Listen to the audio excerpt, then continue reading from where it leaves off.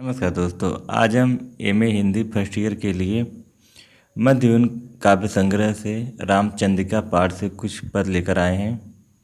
तो हम पहला पद देखेंगे, रामराज वर्णन।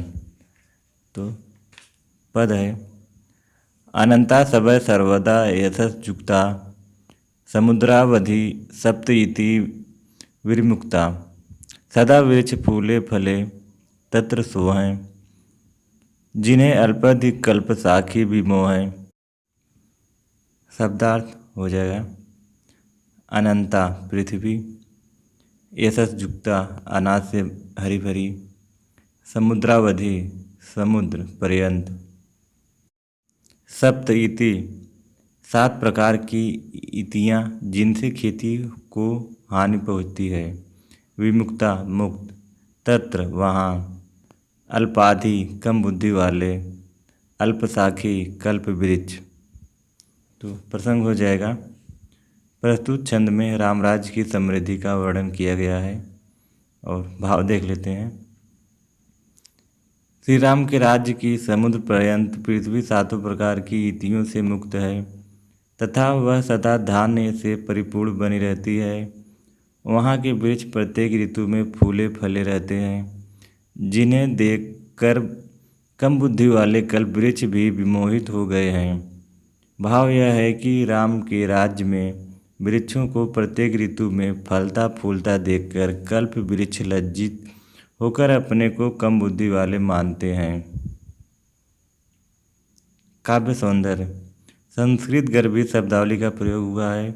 अलंकार, प्रथम चरण में वृत्यानुप्रास है और संबंधातिशयोक्ति। छंद भुजंग प्रयात। अगला है, सबके कल्पद्रुम के बन हैं, सबके बरबारन जागत है, सबके घर शोभित देव सभा, सबके जय दुंदुभि बाजत है, निधि सिद्धि विशेष अशेषन, सो सब लोग सबय सुख साजत है, कहीं केशव श्री रघुनाथ के राज सबय सुरराज से राजत हैं।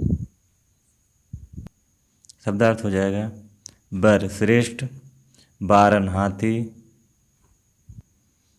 जागत है गर्जना करते हैं, देवसभा गणेश शिव ब्रह्मा आदि की मूर्तियां प्रत्येक घर में स्थापित हैं, दुंदुभि नगाड़े, निधि 9 निधियाँ, सिद्धि 8 सिद्धियाँ।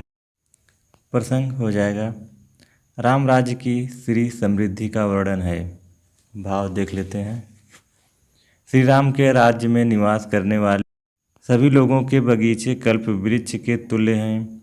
जिस प्रकार कल्प वृक्ष सभी मनोकामनाओं को पूर्ण करता है, उसी प्रकार उन वनों में भी सभी वांछित फल हर समय मिलते रहते हैं। सभी के दरवाजे पर श्रेष्ठ हाथी गर्जना कर रहे हैं।